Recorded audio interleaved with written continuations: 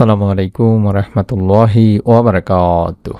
1 minute মাদ্রাসা YouTube চ্যানেলে সম্মানিত দিনী ভাই বোনেরা, আশা করি আল্লাহ তাআলার অশেষ রহমতে আপনারা ভালো আছেন, সুস্থ আছেন। আলহামদুলিল্লাহ। আজ অত্যন্ত গুরুত্বপূর্ণ ছোট্ট একটি ভিডিও নিয়ে হাজির হয়েছি। আপনাদের সাথে আলোচনা করব আজকে আসরের নামাজের পরে মাত্র 2 শব্দের একটি ছোট্ট দোয়া যদি আপনারা কষ্ট করে মাত্র অন্তত 3 বার পড়তে পারেন, রব্বুল আলামিন আল্লাহ তাআলা আপনার পরিবার সংসারে রিজিকে বরকত দান করবেন, অভাব অনটন দূর করবেন, গায়েব থেকে রিজিক প্রদান করবেন। আমি অনুরোধ করছি ছোট্ট ভিডিওটি মনোযোগ দিয়ে সম্পূর্ণ দেখার।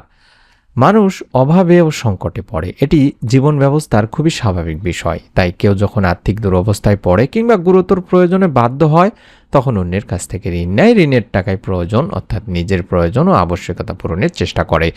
কিন্তু ঋণ কারো কারো জীবনে কখনো অভিশাপও বয়ে আনে। ঋণদাতাকে যেমন ঋণ আদায় করতে না পারার হতাশায় ভুগতে হয়, তেমনি ঋণ গ্রহীতাকেও ঋণদাতার বাক্যবাণে নাজেহাল হতে হয়।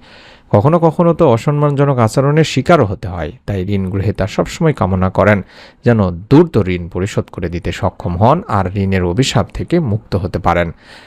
দ্রুত ঋণ আদায় করতে বা ঋণমুক্ত হতে সক্ষম হওয়ার জন্য রাসূল সাল্লাল্লাহু আলাইহি সাল্লাম কিছু দোয়া আমল শিক্ষা দিয়েছেন। হাদিসে বর্ণিত আছে, তিনি ঋণ থেকে বাঁচার জন্য আল্লাহ তাআলার কাছে অত্যাধিক আশ্রয় প্রার্থনা করতেন। তেমনি ঋণ থেকে মুক্ত পাওয়ার জন্য এরকম একবার চতুর্থ খলিফা আলী রাদিয়াল্লাহু তাআলা আনহুর কাছে এক ব্যক্তি এসেছিলেন এবং ঋণ পরিশোধের জন্য সাহায্য চেয়েছিলেন।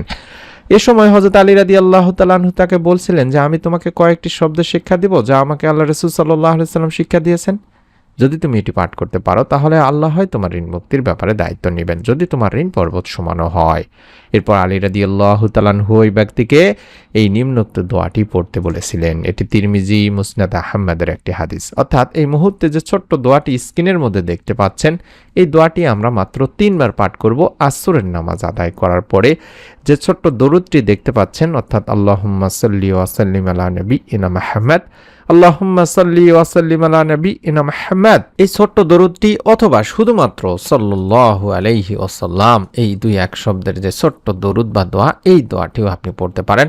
চাইলে মাত্র 11 বার বা 3 বার পাঠ করবেন। তারপরে আপনি 3 বার পাঠ করবেন আল্লাহুম্মা কফিনি বিহালালিকা আন হুরামিকা ওয়া আগনিনি বিফাদলিকা আম্মান সিওয়াক, আল্লাহুম্মা কফিনি বিহালালিকা আন হুরামিকা ওয়া আগনিনি বিফাদলিকা আম্মান সিওয়াক। এভাবে 3 বার পড়বেন।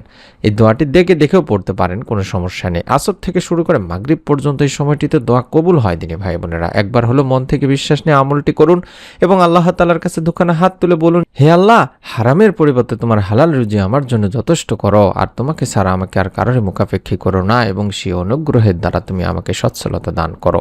এভাবে আল্লাহ তাআলার কাছে বলুন দিনী ভাই বোনেরা।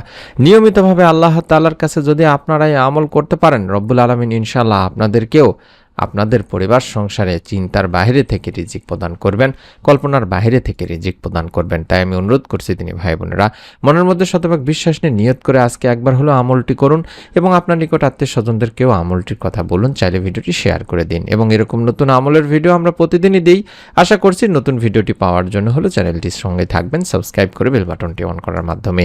সকলে ভালো থাকুন, সুস্থ থাকুন। আমরা রব্বুল আলামিন আল্লাহ তাআলার কাছে দোয়া করি, রব্বুল আলামিন আপনাদের মনের নেক আশা যেন করে দেন। আমিন। আসসালামু আলাইকুম ওয়া রাহমাতুল্লাহ।